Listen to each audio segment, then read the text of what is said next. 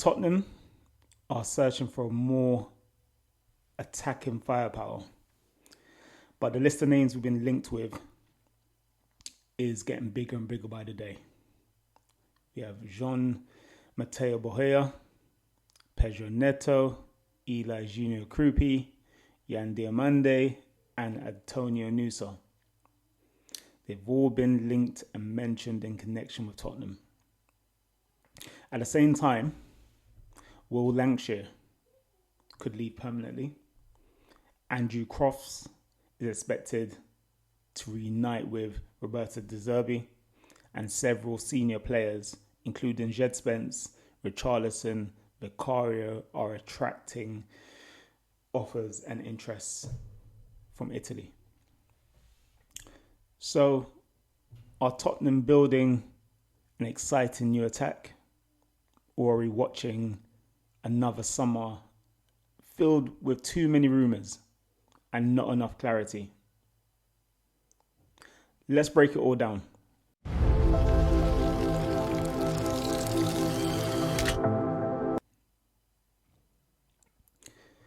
So yes, Spurs fans, your host Anthony here, and welcome back to the Tottenham Lens, the channel where we go beyond the headlines and examine what Tottenham's decisions could actually mean on the pitch.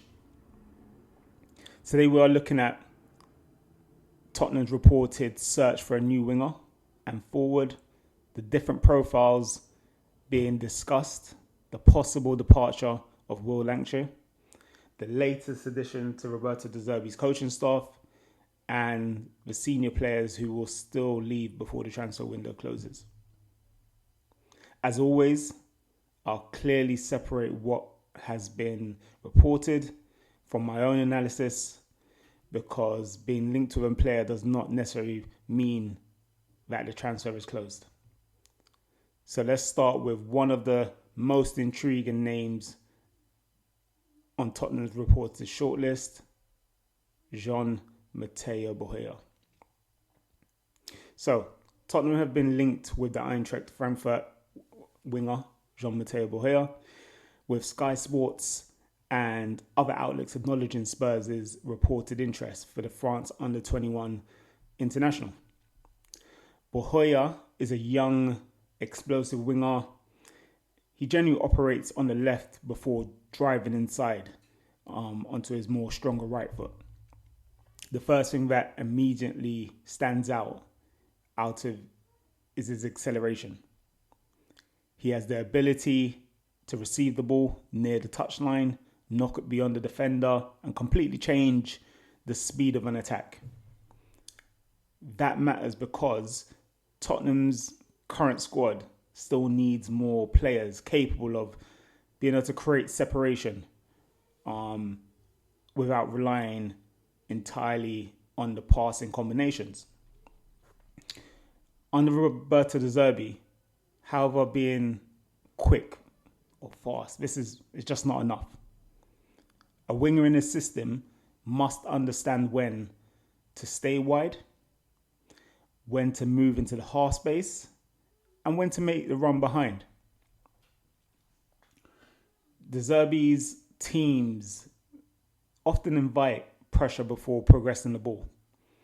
So, through narrow areas, meaning the winger may initially receive possession in a crowded, position, rather than the acres of open space.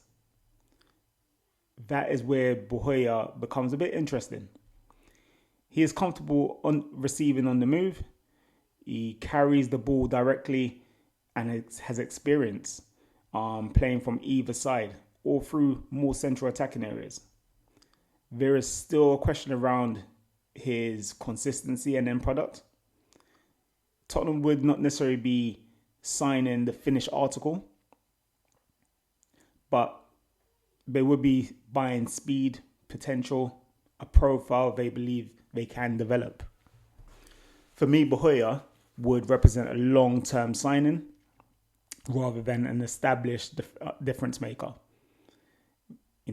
And this is something that Tottenham will still require immediately. Now, last night we got links to Pedro Neto through Himothy reports. Pedro Neto is the next name on the Tottenham list. Now, it's important to be careful here. Tottenham have admired Pedro Neto before, and they competed for his signature when he left Wolves before joining Chelsea in 2024. But the evidence surrounding a fresh Tottenham approach this summer is currently far less substantial than some of the other links. Chelsea completed his move for approximately about 54 million, after Tottenham had also shown interest at that time. Stylistically, though, it is easy to understand why the manager De Zerbi would appreciate him. Neto is left-footed but can operate on either side. From the right, he can attack inside and shoot or combine with midfielders. From the left, he can hold the width, he can accelerate around defenders and deliver into the penalty area. He also offers that Premier League proven experience. That is significantly because, some of the targets being discussed would need time to adapt physically and tactically. Neto already understands the speed of the league and the difficulty of repeatedly facing deep defensive blocks. He can carry the ball through transitions, create from wide areas, and work backwards defensively. The obvious concern would be the feasibility of the move. Chelsea would, under no obligation, wanted to strengthen a direct rival, and Tottenham potentially would be paying a considerable fee for a player they have signed before he moved to Stamford Bridge. So while Neto's footballing profile makes sense, the deal itself could be a little bit complicated. We'll have to see. It's one to monitor. I would not describe it as an advanced transfer based on the evidence currently available, but it's something that, could potentially happen. And with Morgan Rogers obviously moving over to Chelsea, Neto might feel like he hasn't got much first team. He might not get much minutes under the tank, especially as Rogers can play anywhere across that sort of front three just behind the striker. So that's another one to look out for. Now, moving on to the big name that has been the talk of before the transfer window opened and now the transfer window's open, Eli Junior Kroupi. Now, it's a exciting name, Eli Junior Kroupi, EJK. Reports have basically suggested that Tottenham are interested in the young French attacker. TalkSport have reported Spurs were preparing an offer for around 85 million. Bournemouth are, however, determined to keep the following breakthrough star, where he broke through in the Premier League last season. He scored 13 goals. And he looks pretty exciting, and he's had a great first season, and he's a young talent. Kroupi, he's not simply just a traditional penalty box strike. He's not like a Ruud van Nistelrooy or anything like that. But he can lead the line, move into the left channel, drop between the lines, combine like an attacking midfielder. That makes him a fascinating option for De Zerbi. In possession, Tottenham centre forward may frankly be asked to drop deeper and help create an overload. The striker then needs to be intelligent, show athleticism to get back into the penalty area once the ball moves wide. Kroupi's movement suits that type of responsibility. He does not always, wait between the centre-backs. He moves away from them, draws them forward to the left, to the right, then attacks the space that he then leaves behind. He also gives Tottenham something they badly need: another sort of credible source of goals. The question is the fee. Bournemouth have shown, repeatedly, they are not prepared to demand enormous prices for the most valuable players. They have a European football and do not appear under pressure to sell Kroupi this summer. Obviously, if they are prepared to sell him, we're looking at a big fee. That fee could basically pay off the amendments that they've made towards their stadium, because they now obviously got European football. This also poses like the wider squad building question. Should Tottenham spend that much money on another developmental player, or should they use the same money on a more established forward who can immediately carry their attack? Kroupi may eventually become elite, but at that price, Spurs will be paying for both his current ability and everything they believe he could become. So that is obviously one to look out for. There's no doubt that, Eli Junior Kroupi has the talent, has the ability. But the question is, would he be able to produce what he's done at Bournemouth and more? We now move on to another big name, Diomande, a name that we've been linked to just like Pedro Neto in previous windows. We tried to strike a deal with RB Leipzig back in January, but they weren't willing to sort of listen to anything, because they can see the ability in him, and obviously they would want to wait for the summer to happen, the World Cup to happen, and that's another way of obviously driving up the fee, obviously, if they were to let him go. So he's another Bundesliga winger being discussed. The profile, he's a bit different from Bahoya. He is direct and quick. He also possesses greater physical power. He can absorb contact, drive through challenges and attack penalty areas like an inside forward, rather than simply remaining outside his fullback. He can play from either flank, press aggressively, threaten the goal without needing a huge number of touches. That part there is important. Tottenham do not simply need another player who can dribble attractively near the touchline. They need wide forwards who can, arrive inside the box, turn promising, possession into goals. Diomande reported his reported evaluation is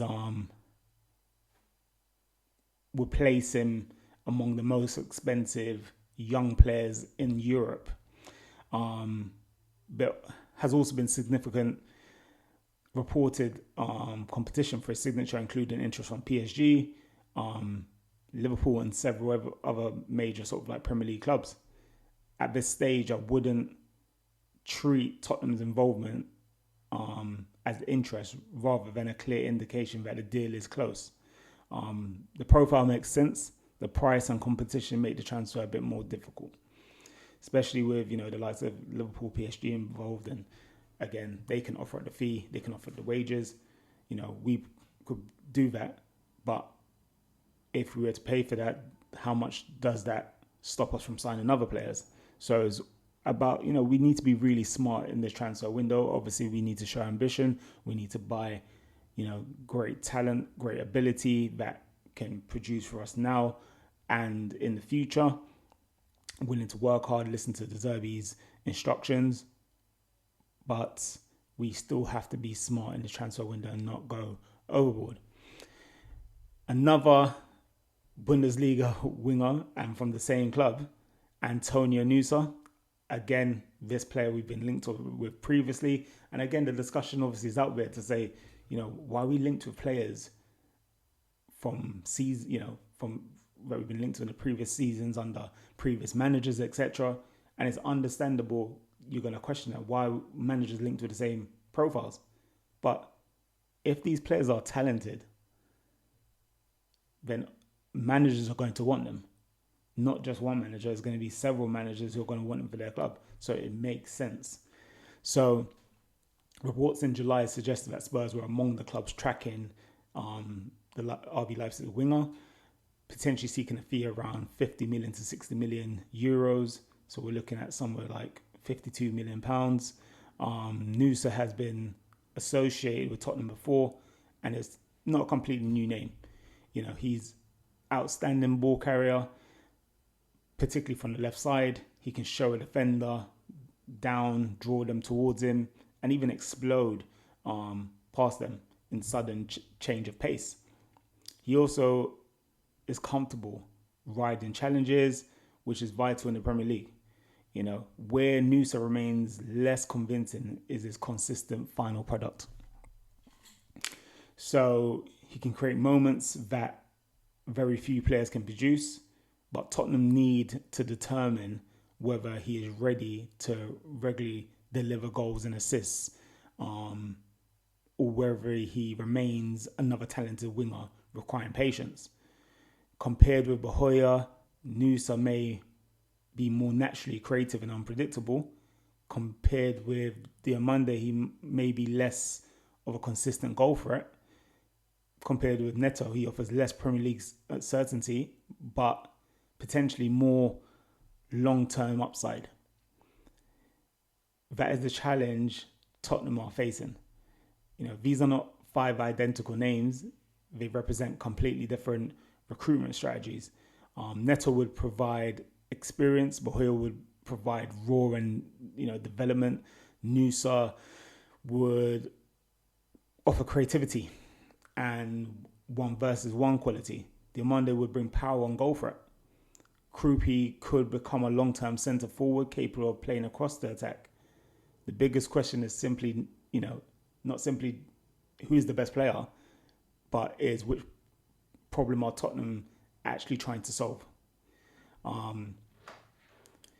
So what does De Zerbi need from his attack? Under De Zerbi, Tottenham will need players who will remain calm when pressed. His team build from the goalkeeper, draw opponents forward, and then try to exploit the spaces behind the first line of pressure. So once Tottenham break through, the wide players must attack quickly. They cannot take 5 or 6 touches every time they receive the ball. They need to recognize when to combine and when to stay wide and when to sprint behind the fence. That is why technical intelligence matters just as much as the pace. A player can incredibly be fast, but move too early, occupies the wrong space, or repeatedly loses possession. But the entire structure can break down. Tottenham's recruitment should, therefore focus on the winger who understands space, not simply the winger with the most impressive highlight reel. So that is something that, we need to really think about in terms of that wing option. That's really going to matter. Obviously, it's been mentioned before, Savinho is the number 1, 2 and 3 target. It will happen. We're just waiting on Man City. The deal's basically there, done, settled in place. It's just waiting for Man City to get their fingers out, sort out who they want to bring in to replace him, and then the deal will happen. But we want this deal to happen ASAP. We need them to be on tour. We need them to be working with the team. We've already got several players who won't be returning for quite a few weeks. We need the players in ASAP. Now moving on to the Will Lankshear and the academy debate. Let's move away from that winger search for a minute. Take a deep breath. Tottenham are reportedly in advanced talks with Middlesbrough over a permanent deal for Will Lankshear. This decision deserves serious discussion. Lankshear has been one of Tottenham's most productive academy forwards. He scored heavily for under-21s, earned senior opportunities, and has since gained valuable championship experience. He is a physical striker, a penalty box finisher, and a player who works aggressively without the ball. However, the jump from academy football to becoming a Premier League regular striker is enormous. We know this. It's massive, and this is why, and I've said this before, this is why the percentage of academy players making it into the Premier League is low. It's under 5%. So Tottenham have to decide, is there a genuine pathway for him, or there's no benefit into keeping, the young forward, having him sit on the bench, or play occasional, under 21 matches and lose value. But selling him permanently also, it carries its risks. Tottenham could have invested a huge amount on another young striker only to watch their own academy player, develop elsewhere. That is why the structure of the agreement becomes crucial. So a buyback clause, matching rights, or a strong sell-on percentage will allow Tottenham to protect themselves. A preference would be to keep some level of control of his future. Selling academy talent can be perfectly sensible,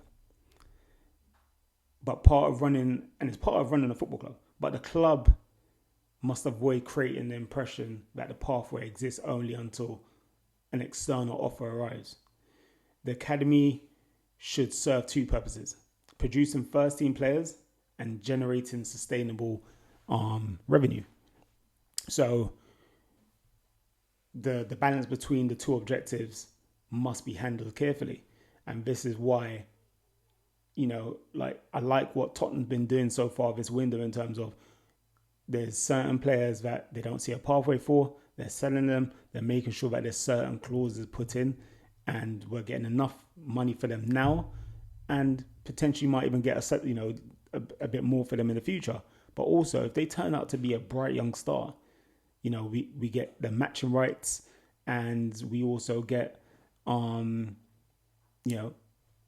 chance of sort of buying them back. So this is the things that we need to look out for, and taking a leaf out of other Premier League teams' books. So it's great that we've got people like Rafi Morrison in, who's driving some of these transfers and just shedding some experience on us to help the people at the top run this club better. And like we said before, bringing in that revenue where we don't see a pathway for that talent. So moving on, we now got Andrew Crofts. He is now joining Tottenham. He's joining Roberto De Zerbi's backroom staff.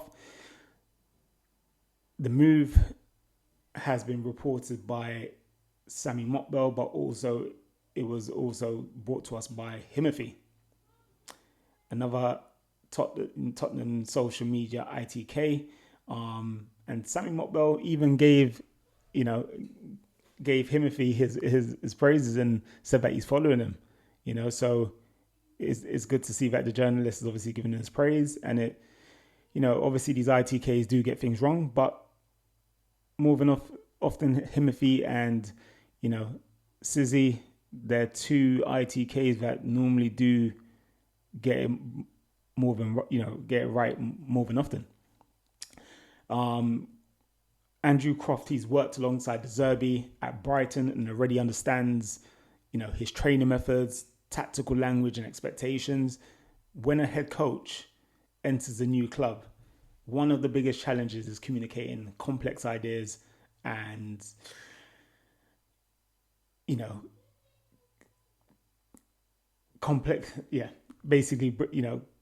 communicating those complex ideas quickly.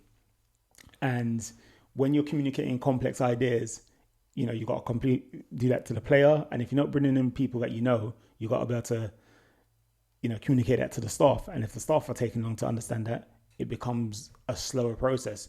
So if he's bringing in staff, people that he knows, people he can trust, that process obviously happens a lot quicker in terms of building up his ideas quickly. So again, just like I was saying, Crofts can help to translate De Zerbi's demands during training and provide continuity between the head coach, analysts and players. He has also worked at Brighton's academy structure and several parts of the Wales coaching staff. So again, it gives him that, that experience internationally. The academy, he might, who knows, maybe might even advise and help with the transition of some of our academy players, like, Janai Byfield, etc. So this also suggests that De Zerbi is gradually surround himself with people who understands how he wants the game to be played. And for Tottenham, that should mean a greater sense of clarity on the training pitch. And that's what we want. We need more clarity in terms of the way we play. And clarity on a pitch is important because, you know, us fans, we don't sit there and get to watch training sessions, etc.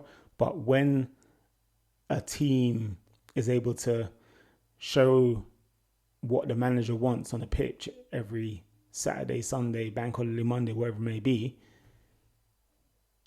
as a fan, as coaches, we can look on that pitch and watch them play and go, oh, okay, I can see what they're doing. I can see how they want to play, etc. And it's quite easy to read off. So this is things that we obviously want to be able to see, rather than the manager saying, yeah, I want my team to go out and attack, and then they're constantly defending. Or I want my team to defend and they're constantly attacking. You know, we want that clarity. So now we move on to senior players that could leave. We're now going to discuss some of these exits. Tottenham have already made major changes to the squad. And reports suggest that more senior players could depart. The Times reports about players including Djed, Spence, Cristian, Romero, Lucas Bergvall, Richarlison, and Vicario could potentially leave during the wider rebuild. That does not mean all of them will leave, but it demonstrates the scale of the decisions Tottenham are considering. Djed Spence, he has attracted interest from Inter Milan, with reports suggesting discussions have taken place and that the Italian club view him as a possible wing-back option, where they've obviously lost Dumfries to Real Madrid. You can see why the interest is there. And he offers that versatility, which makes him valuable. He can play either side, carry the ball over distances, defend 1-versus-1 against quick attackers. From a footballing perspective, I would be reluctant to lose him unless the offer was extremely strong. But then again, my question is, who do we then bring in? His athleticism gives him, a different option compared to the likes of Pedro Porro and Destiny Udogie and Robertson. However, the club may see an opportunity to generate, a considerable fee for a player whose starting position is not guaranteed. This is where Tottenham need to avoid weakening the squad simply just to raise money. And if Spence leaves, the club must be confident they have enough coverage on both sides. So this is an interesting one. Again, I do not want Spence to leave. I think he offers a lot to the squad and differences. But this is one we have to see, and it just depends on Spence. Is he feeling that he's, now that the squad's sorted and has that depth, is he going to be back up to Pedro Porro? But it's just down to whether he wants to really fight for his place and where De Zerbi sees him. We now move into Richarlison. Richarlison has been linked with a move to Juventus, with reports in Italy suggesting the Brazilian is being considered as a possible striker option. This would be understandable from a Tottenham perspective. Richarlison has qualities that the managers, appreciates. He presses, competes physically, attacks, crosses, and can play centrally and from the left. But injuries and inconsistent availability have prevented him from, becoming a reliable long-term first choice striker. And Tottenham are going to, be seriously pursuing Kroupi and another forward. Richarlison becomes even more uncertain. Obviously we've got Solanke, and I think if he's fit and can keep himself consistently fit, he's another great option to have. Very different from Kroupi. And if both of them are playing together, it could be a combination that works very well. Who knows? But the difficult part is obviously the valuation. Tottenham paid a significant fee for him, around, I think it was 55 million with maybe some add-ons. Selling for a smaller amount would confirm that the transfer never delivered the expected return. But keeping a player merely because, you originally paid what we paid wasn't sensible is down to our squad management. The decision must be based on what De Zerbi needs now. So again, If the player is not needed, we need to get rid. Having players in the squad that we don't need, don't want, is not great, because it only brings the squad down, because you have a player who's miserable in the squad, and they're bringing down the rest of the squad. We need players who are ready to compete, ready to battle. And even though Richarlison says he wants to stay, the sensible thing would be to get moving, even though he offers versatility, but just not constantly available. We now move on to Vicario. Vicario, again, he's interested. He's attracted offers the attention of clubs from Syria. I think he wants to go back to Italy. This again would be require careful consideration. He remains an excellent shot stopper and has been produced some important performances for Tottenham. We have to acknowledge that. At the same time, a goalkeeper in De Zerbi's system must be outstanding in possession. So this means they need to be able to hold onto the ball, put their foot on the ball, bait the press, be able to pass, do the short passing, because that's what his system requires. It's not simply just being asked to pass the ball simply to a centre-back. They must be able to invite that pressure, disguise passes, and remain calm with opponents closing them down. That is something that Vicario doesn't really do to the best of his ability. This may lead to De Zerbi, to assess the goalkeeping department differently from previous Tottenham managers. So, however, replacing an established goalkeeper could be expensive or risky. The good thing about it is we have Kingsley, and Kingsley, he had a tough time, but he shows that he's got potential. And like I've said in the previous video, I think Kingsley will be on probation from now until January. We'll assess in January. If he's doing great, fantastic, he'll continue to the end of the season. If it's a case of as they say, a goalkeeper can, save you up to many points throughout the season. And if he's not doing that, then it could be, maybe we get linked back with Trafford again. Who knows? One to obviously look forward to. Obviously, we've got the likes of Cristian Romero and Lucas Bergvall. Romero and Bergvall are arguably, the most sort of controversial names on the potential exit list. Romero is Tottenham's captain, an elite defender when available. He's done a lot for us, supporting us and helping us to win the Europa League. He's a top player when available, and a top player when he's not getting involved with the likes of social media and almost hinting at moves away. Top player. But of late, it seems like we only see that top player when he plays for Argentina, unfortunately. Bergvall is one of the most talented young midfielders at the club. Selling either would need to be justified by, exceptional fee and a clear replacement plan.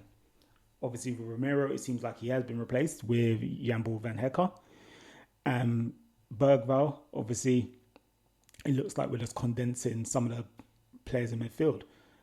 Again, the club doesn't seem like they want to sell him, but if they're going to sell him, it looks like we're aiming for that 55 to 60 million fee.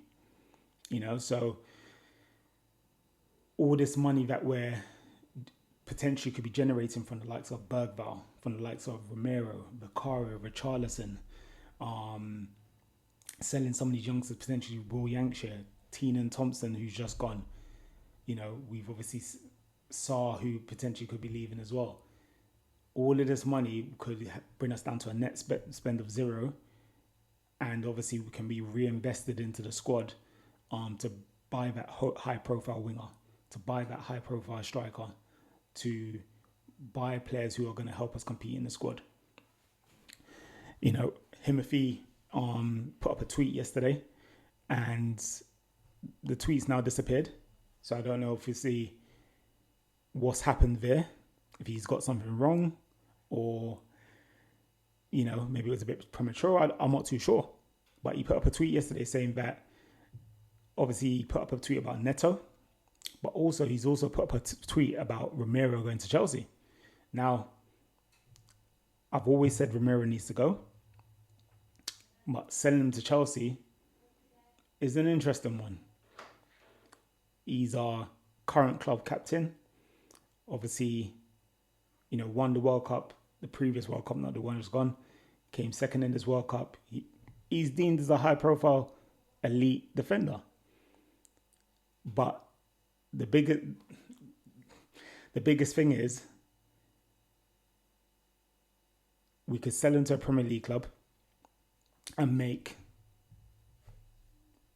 top dollar for him, or sell him abroad and make less money from him. If we send him to a Premier League club, obviously there's that whole situation of he might come back to haunt us. Or we sell him to a team abroad and, we got rid of him. Don't potentially have to see him again for another season or so, providing that we get back into Europe. So it's a big one in terms of, how we feel in terms of selling him. Obviously, Bergvall's obviously linked to Newcastle and Nottingham Forest. Again, like I said, I don't want him to go. But if he's really unhappy and wants to leave because of the whole game time situation, then again, it's about the club paying out the money. Nottingham Forest will feel, will want to take him on because they're probably thinking in their head, we bought Elliot Anderson at a similar age. We can develop him similar to Elliot Anderson, just sort of like really look at sort of trying to control his game, even though they're two different types of midfielders. But, they, with regular game time, good coaching by Glasner, they might feel that they could develop him and make him into a great midfielder. And again, if we can add on, the right clauses as well in that deal, we can, make a decent chunk of money. But the bigger picture, when we take a step back, the pattern becomes clearer. Tottenham are attempting to reshape the squad around Roberto De Zerbi. They are looking at technically gifted, explosive attacking players. They are restructuring the coaching staff. They are considering permanent exits for academy players who may not have a clear pathway. And they appear willing to listen to offers for several senior players. That sounds like being ambitious, but also carries danger. A rebuild should not become constant disruption, but De Zerbi needs a squad that understands his ideas, but also needs stability. Selling too many established players at once could leave Tottenham with talent, but very little cohesion. The best transfer windows are not judged on how many deals a club completes. They're judged by whether the team becomes more balanced. Does a new winger create goals? Does a new striker, complement Dominic Solanke? Does the goalkeeper suit the build-up? Does the defence remain experienced enough? And do the academy players still believe there's a genuine route into the first team? Those are the questions Tottenham must answer before the window closes. To round things off, Spurs fans, which direction should Tottenham take? Would you prioritise the experience of Pedro Neto? Would you take the upside of Jean-Matteo Bahoya or Antonio Nusa? Would you spend huge money on Eli Junior Kroupi or Yan Diomande, the explosive goal-scoring winger Tottenham should build around? And what about the exits? Should Tottenham sell Will Lankshear permanently, even with protective clauses included? Would you accept a major offer for Djed Spence? And should Richarlison or Vicario be allowed to leave? Let me know your thoughts in the comments, because the transfer window could be defined